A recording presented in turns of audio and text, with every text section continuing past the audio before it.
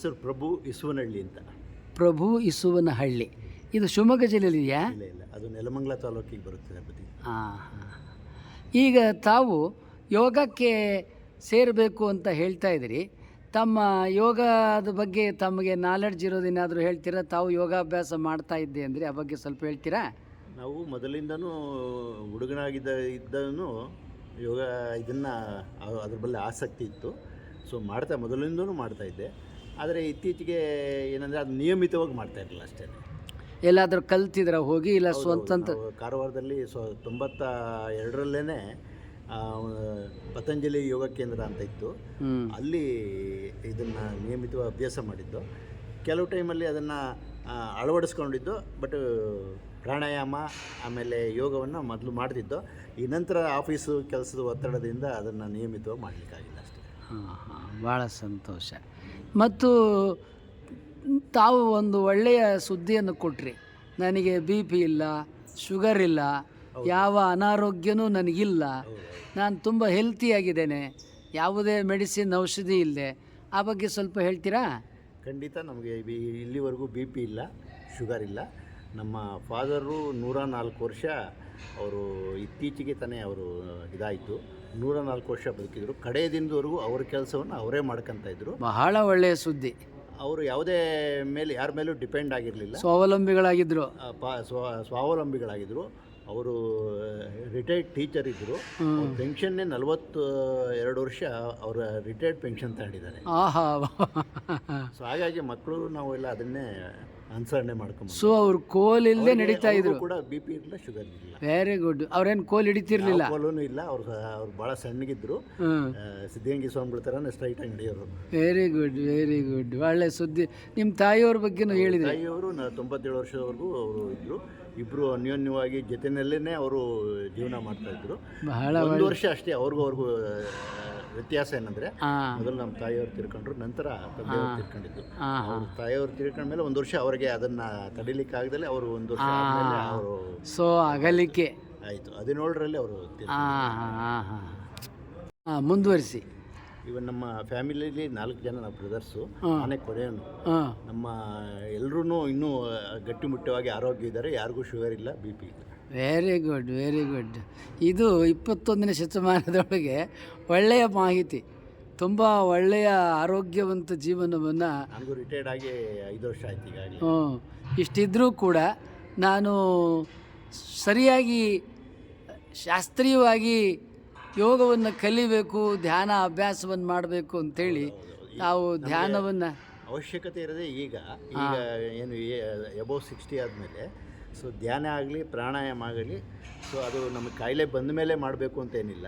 So ಮೊದಲೇ ನಾವು ಮುನ್ನೆಚ್ಚರಿಕೆಯಾಗಿ ಅದನ್ನು ಅನುಸರಣೆ ಮಾಡಿದ್ರೆ ಸೊ ನಮ್ಮ ಆರೋಗ್ಯ ಇನ್ನೂ ಚೆನ್ನಾಗಿರುತ್ತೆ, ಯಾವುದೂ ತೊಂದರೆ ಇರೋಲ್ಲ ಅನ್ನೋ ದೃಷ್ಟಿಯಿಂದ ನಾನು ನಿಮ್ಮ ಕಾರ್ಯಕ್ರಮ ನೋಡಿದೆ. ನಿಜ ಹೇಳಬೇಕು ಅಂದರೆ ನಾನು ಬಸವ ಸಮಿತಿಯಲ್ಲಿದ್ದೆ. ತಮ್ಮನ್ನು ನಾನು ನೋಡಿದ್ದೆ ಆ್ಯಕ್ಚುಲಿ ಆವಾಗ. ಹೌದಾ? ಅದ್ರ ಬಟ್ ಭಾಳ ವರ್ಷ ಆಯ್ತು, 40 ವರ್ಷ ಹೆಚ್ಚು ಕಡಿಮೆ ಆಗೋಯ್ತು. ಷಡಾಕ್ಷರಿ ಅವರು ನಾವು ಜೊತೆಯಲ್ಲಿದ್ದೀವಿ. ಸರಿ ಸರಿ, ಭಾಳ ಸಂತೋಷ. ಮತ್ತೇನಾದರೂ ಧ್ಯಾನಕ್ಕೆ ಸೇರೋದ್ರ ಬಗ್ಗೆ ಹೇಳೋದಿದೆಯಾ? ಇಲ್ಲ, ಖಂಡಿತ. ನೀವು ಎಷ್ಟು ದಿನ ಧ್ಯಾನ ಮಾಡ್ತೀರಿ, ಧ್ಯಾನ ಆಗಲಿ, ಆಮೇಲೆ ಪ್ರಾಣಾಯಾಮ ಆಗಲಿ, ಯೋಗ ಆಗಲಿ, ಅದನ್ನು ನಿಯಮಿತವಾಗಿ ಕಲಿಬೇಕು ಅನ್ನೋದು ನಮ್ಮ ಉದ್ದೇಶ.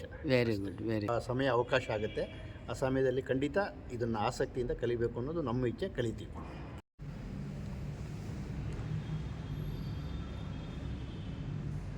ಕೈ ಇಟ್ಕೊಳ್ಳಿ. ನಾವು ಸ್ವಇಚ್ಛೆಯಿಂದ ಧ್ಯಾನ ಮಾಡೋಕ್ಕೆ ಕುಳಿತುಕೊಂಡಂಥ ಕಾಲದೊಳಗೆ ನಮ್ಮ 2 ಮೂಗಿನ ಹೊರಳೆಗಳಿಂದ ನಾವು ಒಳಗೆ ನಿಧಾನವಾಗಿ ಗಾಳಿಯನ್ನು ತಗೋತೇವೆ. ತಗೊಂಡು ಅಲ್ಲಿ ಹಿಡಿದಿಟ್ಕೊಳ್ಳಲ್ಲ, ಕೂಡಲೇ ಬಿಟ್ಬಿಡ್ತೇವೆ. ನಿಧಾನವಾಗಿ ತಗೋತೇವೆ, ನಿಧಾನವಾಗಿ ಬಿಡ್ತೇವೆ. ಈ ನಿಧಾನವಾಗಿ ತಗೊಳ್ಳೋದು, ನಿಧಾನವಾಗಿ ಬಿಡೋದು, ಇದು ಒಂದು ಉಸಿರಾಟ. ಒಳಗೆ ಗಾಳಿಯನ್ನು ತಗೊಂಡು ಹೊರಗೆ ಬಿಟ್ಟರೆ ಅದು ಒಂದು ಉಸಿರಾಟ. ಈ ಉಸಿರಾಟದೊಳಗೆ ಉಸಿರನ್ನು ಒಳಗೆ ಹಿಡಿದಿಟ್ಕೊಳ್ಳೋದಿಲ್ಲ, ತಿಳ್ಕೊಬೇಕು. ಒಳಗೆ ಉಸಿರನ್ನು ತೊಗೊಂಡ್ರೆ ಅದಕ್ಕೆ ಪೂರಕ ಅಂತಾರೆ, ಇನ್ಹಲೇಷನ್ ಅಂತಾರೆ. ಹೊರಗೆ ಗಾಳಿಯನ್ನು ಬಿಟ್ಟರೆ ಎಕ್ಸಲೇಷನ್ ಅಂತಾರೆ, ಅಂದರೆ ಅದಕ್ಕೆ ರೇಚಕ ಅಂತಾರೆ. ಒಳಗೆ ಉಸಿರನ್ನು ಹಿಡಿದಿಟ್ಕೊಳ್ಳೋದಕ್ಕೆ ಕುಂಭಕ ಅಂತಾರೆ, ರಿಟೆನ್ಷನ್ ಅಂತಾರೆ. ಈ ಕುಂಭಕ ರಿಟೆನ್ಷನ್ನ ಈಗ ನಾವು ಮಾಡಲ್ಲ. ನಾವು ಮಾಡೋದೇನಿದ್ರು ಪೂರಕ ಮತ್ತು ರೇಚಕ. ಯಾಕೆ ಅಂದರೆ ನಮಗೇನು ಬೇಕೋ ಆ ಉಪಯೋಗ ಸಲುವಾಗಿ ಆ ಅಭ್ಯಾಸವನ್ನು ಮಾಡ್ತಾಯಿದ್ದೇವೆ. ನಿಧಾನವಾಗಿ ಗಾಳಿಯನ್ನು ಒಳಗೆ ತೆಗೆದುಕೊಳ್ಳುವುದು, ನಿಧಾನವಾಗಿ ಗಾಳಿಯನ್ನು ಹೊರಗೆ ಬಿಡುವುದು. ಎರಡೂ ಮೂಗಿನ ದ್ವಾರಗಳಿಂದ ಒಳಗೆ ತೆಗೆದುಕೊಳ್ಳುವುದು, ಎರಡೂ ಮೂಗಿನ ದ್ವಾರದಿಂದ ಹೊರಗೆ ಬಿಡುವುದು. ಈ ಉಸಿರಾಟದ ಪ್ರಕ್ರಿಯೆಯನ್ನು ಈಗ 6 ಸಲ ಅಭ್ಯಾಸ ಮಾಡೋಣ. ಸಿದ್ಧತೆ ನಿಮ್ಮ ಜೊತೆ ನಾನು ಅಭ್ಯಾಸ ಮಾಡ್ತೇನೆ. ಸಿದ್ಧತೆ ಆರಂಭ.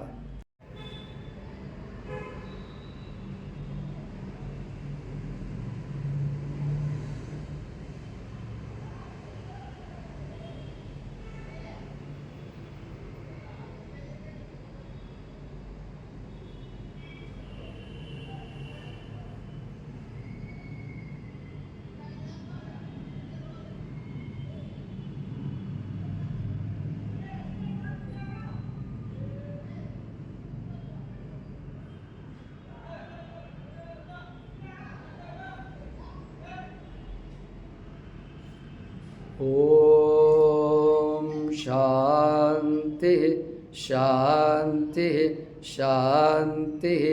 ನೀವು ಹೇಳಿ. ಓಂ ಶಾಂತಿ ಶಾಂತಿ. ಇನ್ನೊಮ್ಮೆ ಓಂ ಹೇಳಿ. ಓಂ ಶಾಂತಿ ಶಾಂತಿ ಶಾಂತಿ. ಇನ್ನು 5 ಸಲ ಹೇಳಿ. ಓಂ ಶಾಂತಿ ಶಾಂತಿ ಶಾಂತಿ. ಓಂ ಶಾಂತಿ ಶಾಂತಿ ಶಾಂತಿ. ಓಂ ಶಾಂತಿ ಶಾಂತಿ ಶಾಂತಿ. ಓಂ ಶಾಂತಿ ಶಾಂತಿ ಶಾಂತಿ.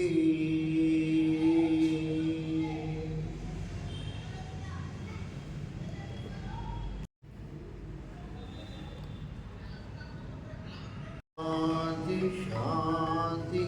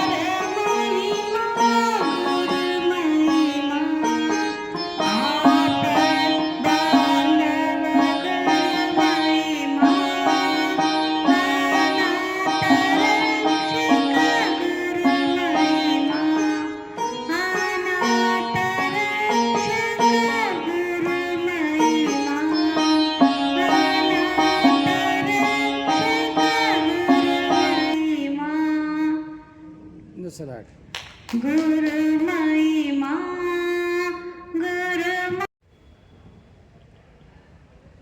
ಹೂವು ಅರಳುವ ತೆರದಿ ಮನವು ಅರಳಿರಲಿ. ಹೂವು ಅರಳುವ ತೆರದಿ ಮನವು ಅರಳಿರಲಿ. ಹಣ್ಣು ತುಂಬಿದ ತೆರದಿ ನಮ್ಮ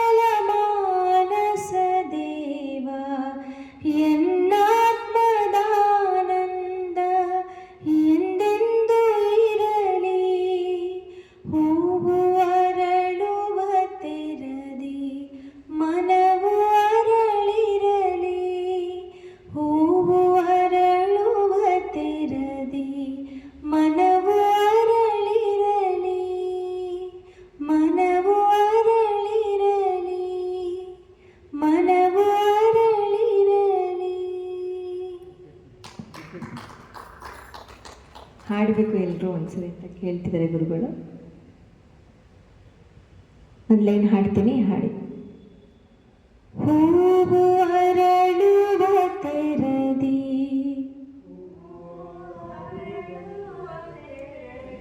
ಮನವು ಅರಳಿರಲಿ, ಹೂವು ಅರಳುವ ತೆರದಿ ಮನವು ಅರಳಿರಲಿ,